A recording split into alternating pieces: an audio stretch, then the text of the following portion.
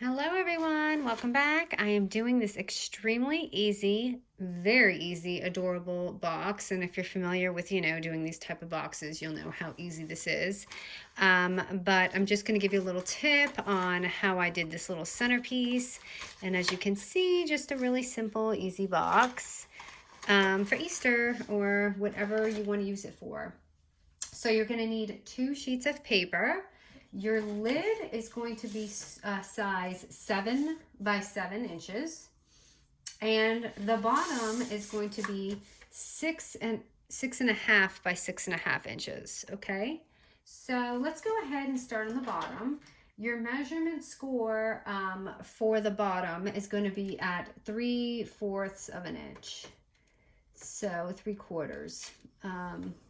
So go ahead and score all the way around. I'm sure if you're crafty, you know how to do this box ordeal. And if you're not, this is how easy it is. Okay, so I just scored all around. Okay, and then what I like to do is just cut at the bottom these 2 lines, the little squares, so you have your tabs, and we're going to simply flip it and do the bottom. So on that score line, that tab, and then right here.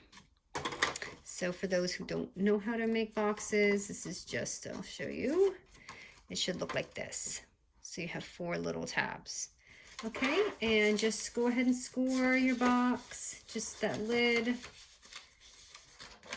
Or I'm sorry, we're doing the bottom. Okay, and I'm just going to glue in my box. So I'm just going to just add glue on all these little tabs in the inner side. I like to just do them all at the same time if I can. Did I miss one? Yep, I sure did. So all 4 tabs, and then I just pop them up.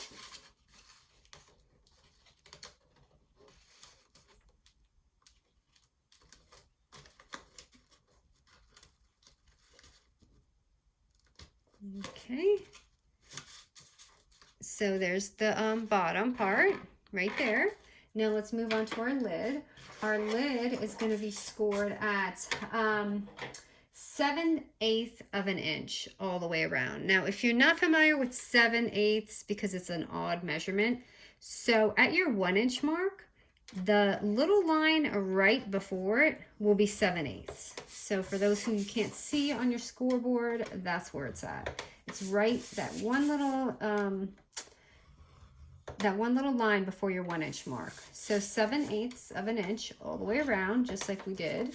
And this is going to simply make our top. So we're going to do the same thing and cut those little, slices.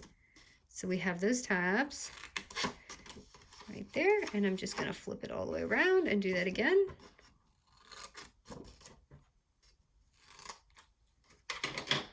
And I'll show you again, just so for those who don't know how to make a box or don't typically do these.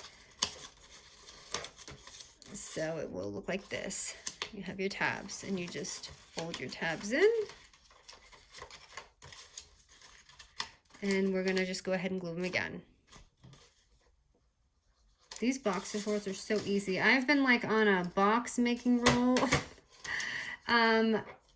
But that's okay. We can use different sizes, right? And it's nice when someone else kind of does the measurement for you.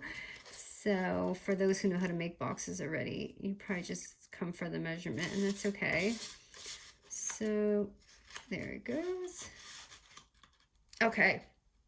I shouldn't have done that because I wanted to show you. So I made my little window. Okay, so if you have a Sizzix or Spellbind or anything like that, your machine will typically only fit a 6 by 6 paper at largest by the width. So what you're going to do is, I made this lid off camera because I want you to see. What you're going to do is you're going to take so after you score all this and slice it, you're going to put your die in here and fold this like this and run it through your machine. that way. So I just tape my die, and then after I tape it facing the cutting part facing down, I tie this and I sandwich it together.